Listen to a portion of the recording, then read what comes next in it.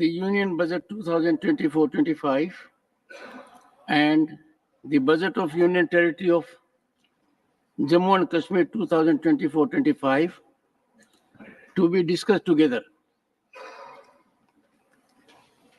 I call upon former Finance Minister Sri P. Chidambaram to raise the discussion.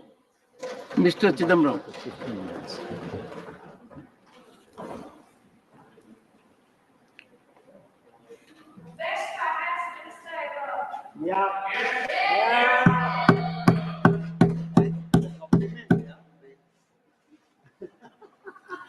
Mr. Chairman, I want to thank the Honorable Finance Minister One second. Please hear him patiently. for Please. the employment-linked incentive scheme and other ideas incorporated in the early part of her speech. I'm particularly happy that she had an opportunity to read the Congress manifesto. Yes. And she picks the good ideas on page 11, page 30, and page 31. I would respectfully urge my honorable friends in the Treasury benches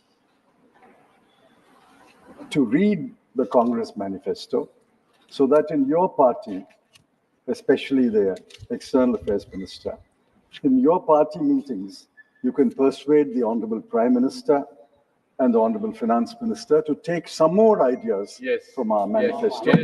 We'll be very, very happy to support you if you take those ideas. Copying is not prohibited in this house.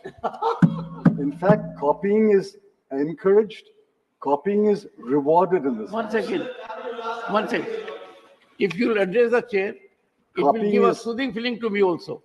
And that will be more appropriate, Mr. Chidambaram. Copying is encouraged and copying is rewarded in this house. So please copy a little more. Sir, I have 4 major themes, and I think I should be able to complete my submissions on each theme in about 4 or 5 minutes. The first is jobs. Unemployment is the biggest challenge. The Center for Monitoring Indian Economy has estimated all India unemployment rate in June 2024 as 9.2%. It may have come down. Now, earlier there was a production-linked incentive. When you introduce the employment-linked incentive, it must be for some reason. And I suspect the reason was that the production-linked incentive scheme did not create the kind of jobs that you wanted to create. So will the Honorable Finance Minister tell this House what is the outcome of the PLI? Once we know the outcome of the PLI, we can look ahead to what can be expected of the ELI. In fact, from paragraphs 20, 21, and 22, read with paragraph 51 of her speech, neither I nor any of my learned colleagues are able to get a whole picture of the ELI. It seems to us that paragraph 20 talks about the same target industries like paragraph 21, and paragraph 21 talks about the same target industries as paragraph 22. But in paragraph 51, we were suddenly let down when you said only 500 industries are selected. The numbers don't gel, the numbers don't match. Anyway, you have a ELI. It's an interesting idea, but it does not inspire confidence. And let me go on record to say it does not inspire confidence that you will be able to place 290 lakh people under the ELI that you have described. It should not turn out to be another election Jumla like your 2 crore jobs.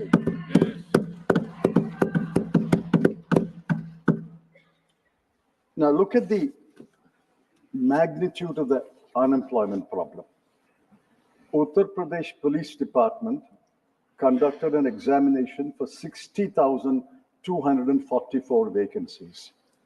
48 lakh persons applied and wrote that examination. It was cancelled a couple of days later. Air India wanted to fill 2,216 vacancies of handymen to do diverse jobs like repair and maintenance. 25,000 people thronged Mumbai airport for a walk-in interview, and the police had been called to restore law and order. A private company in Gujarat sought to fill 5 positions. 1,000 persons barged into that company. Madhya Pradesh advertised 15 low-skilled government jobs. 11,000 applications were received. Among them were postgraduates, engineers, MBAs, and I'm sad to say, even one of them who had just written an examination to be a judge in the Madhya Pradesh High Court. The best illustration is by the Staff Selection Commission. There are staff selection commissions at the center and the states.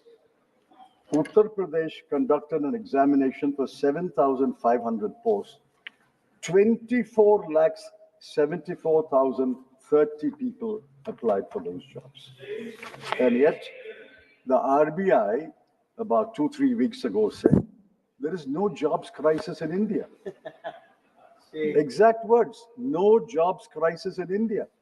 Why didn't anyone from the minister or any officer stand up and say, we reject this statement. RBI is supposed to be cautious, conservative, and neutral.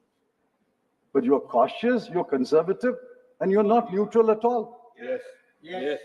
I suggest, sir, that unemployment be taken seriously, and we will wait for the outcome of your ELI scheme. It is an interesting scheme. At the moment, I'm not impressed. I'm not convinced. The outcome alone will judge whether your intentions are good, whether you really want to tackle unemployment. Sir, the second broad subject is inflation. The Honorable Finance Minister, in paragraph 3 of her speech, dismissed the subject in 10 words. And I'm not exaggerating. Please go through the speech. Exactly 10 words. Is inflation such a trivial subject? You can deal with it casually and dismiss it in 10 words? WPI inflation is 3.4%. CPI inflation is 5.1%. Food inflation is 9.4%. Oh, shame.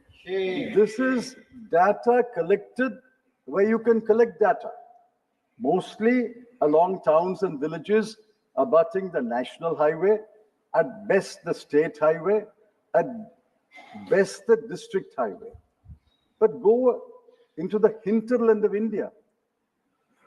Go into the KBK districts of Odisha. Go into the interiors of Dharmapuri or Ramanathapuram. The inflation is much higher than your 3.4% or 5.1% or 9.4%. And the chief economic advisor, who may be cautious, conservative, he has a degree of autonomy which no other officer of the government of India has. He said in his economic survey, quote, India's inflation continues to be low, stable, and moving towards the 4% target. It's been moving for the last 4 years. When will it arrive at the 4% target? Is inflation low? Is it stable? No. Is it moving towards the 4% target? No. If it is moving towards the 4% target, why has the RBI not revised downward the bank rate fixed in June 2023? Yes. This is the 13th month of a 6.5% bank rate. Bank rate is the good measure of where inflation is moving. If inflation is moving towards the 4% target, 4% is, the target is actually 2 plus or minus, 4 plus or minus 2. It's not 4%. Assuming that 4% is the target, why is the RBI keeping the bank rate at 6.5% for the last 13 months? Why is the MPC, the Monetary Policy Committee, not willing to revise it downwards? And I think what the Chief Economic Advisor said in his economic survey is injury, and the Honorable Finance Minister dismissing the subject in 10 words is adding insult to injury. Inflation is a humiliating situation because every family is hit by inflation.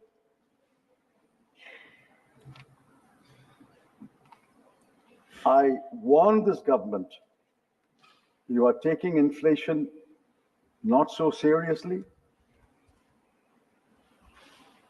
The last set of by-elections punished you. You will not agree, but I think the last set of by-elections were out of 13 seats, 10 seats were won by the India bloc. There's a punishment, a warning administered to you. And if you don't take inflation seriously, you will be punished more.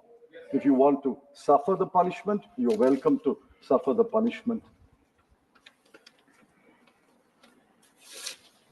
And in this situation, you claim that the growth was last year 8.2%. And this year it will be 6.5% to 7%. I'm not going into the macroeconomic analysis. Some of my colleagues will do that. I ask you, how do you arrive at this growth rate? You take the nominal growth rate and apply a deflator and arrive at the GDP. Sir, the House and you must know that the deflator that they have adopted for the manufacturing sector for last year is 1.7. When wholesale inflation is 3.4, when CPI inflation is 5.1, food inflation is 9.4, how do you adopt a deflator of 1.7? In fact, I want the Honorable Finance Minister to tell us what is the deflator you have adopted for manufacturing industry? What is the deflator you have adopted for industry and for agriculture? And what is the deflator you have adopted for services?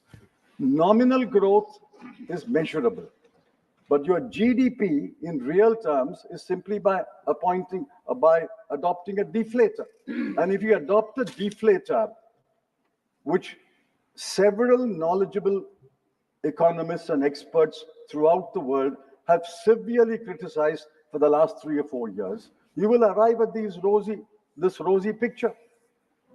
You will adopt a deflator less than 1.7, you would not have arrived at 8.2, you would have arrived at 9.2. You adopt a deflator of 0.5, you will even cross 10%. So please tell us, what is the deflators you're adopting? Why are you adopting? And tell us what is the nominal growth rate and how do you arrive at these growth rates? These growth rates cannot be seen, but these growth rates can be felt by the people. Please, anyone moving around the people will know. The growth rate can be felt by the people. When there is impressive growth, when there is more goods and services, when prices are affordable, when there is money floating around in the market, when your pockets are jingling with coins or currency notes, you get the feeling that things are going all right in this country. Do you get that feeling?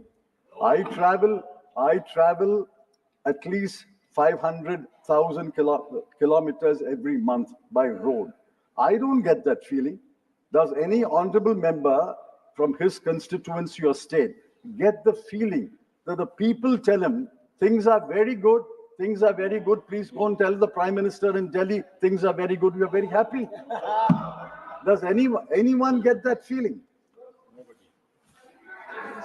Sir, the third subject is wages. Now, this is a serious matter.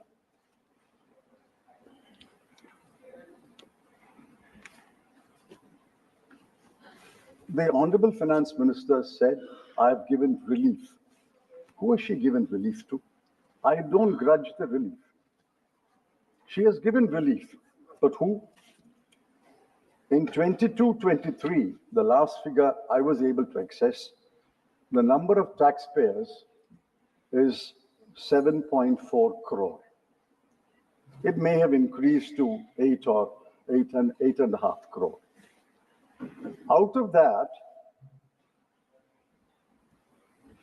65% have zero tax liability.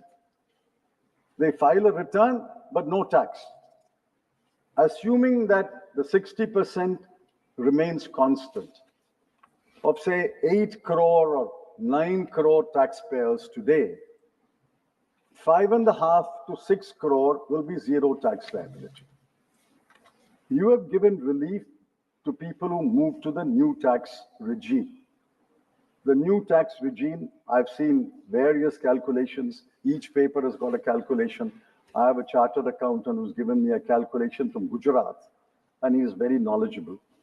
He says that the relief given is between 9,651 rupees to 17,651 rupees. To whom? To this 2 to 3 crore people. India does not consist only of these 2 to 3 crore people. There are 142 crore in this country. Out of 142 crore, let's assume you have given relief to 2 to 3 crore people. What about the rest? Do you know the conditions of the rest? Your household consumption expenditure survey of the government of India counted that the bottom 50%,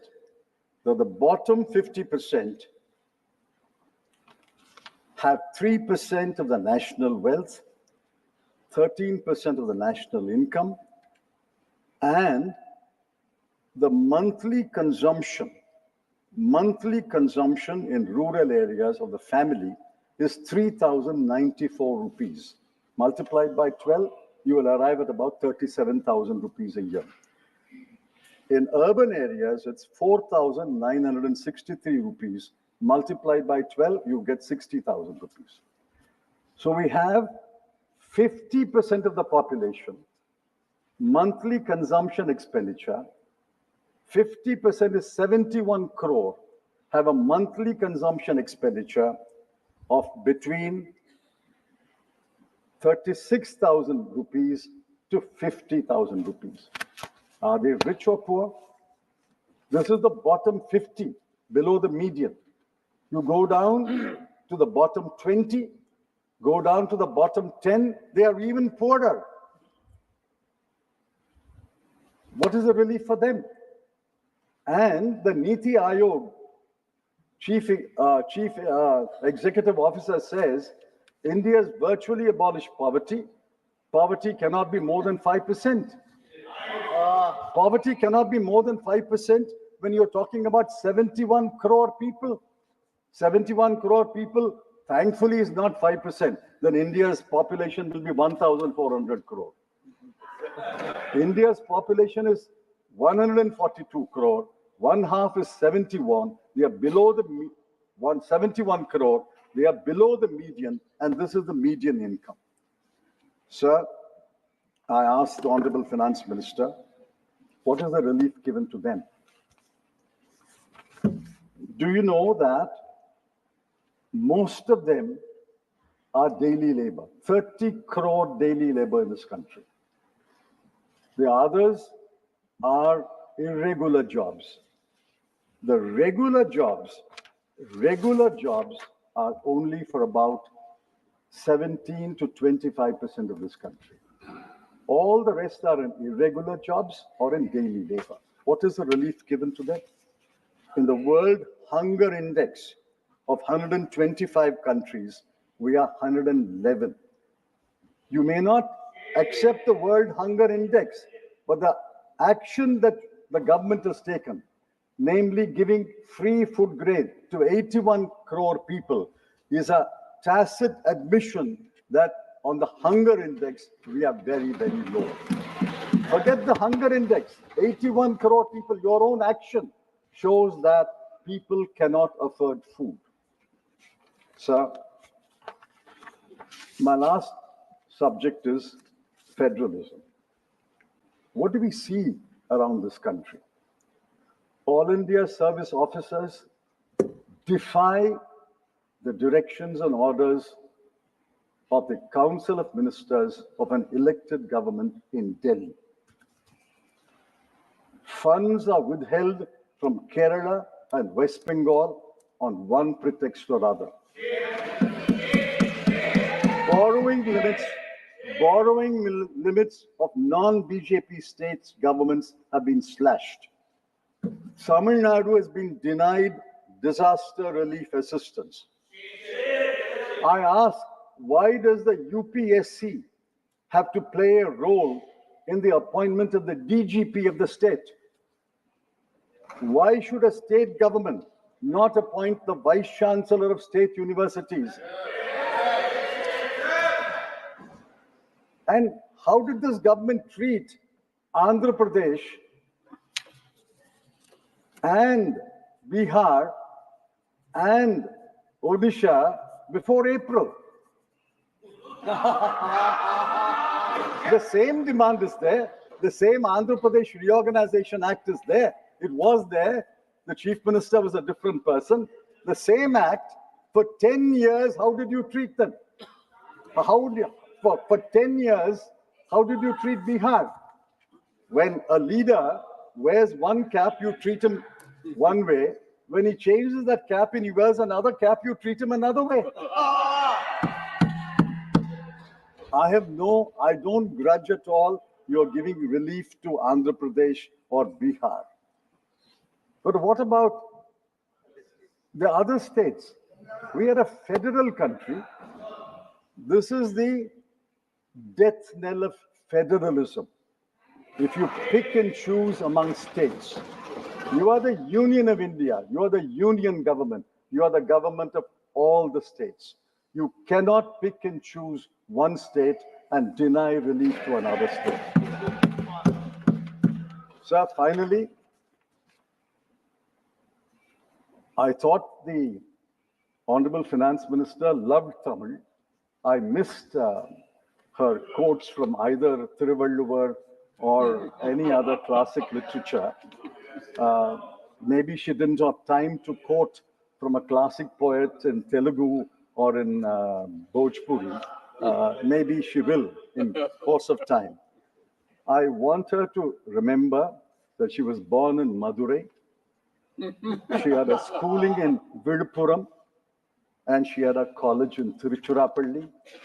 And it is very painful, as the Chief Minister of Tamil Nadu pointed out, that not in one place in her 60-page speech did she mention the word Tamil Nadu or Tamil. I'm not saying mention only Tamil Nadu. Mention all states, or mention all the states grouped together. How many times have you mentioned Bihar? How many times have you mentioned Andhra Pradesh? I have no grudge. But please remember that there are other states in India, other states of people, other states elect other governments, they vote against you. Please remember that.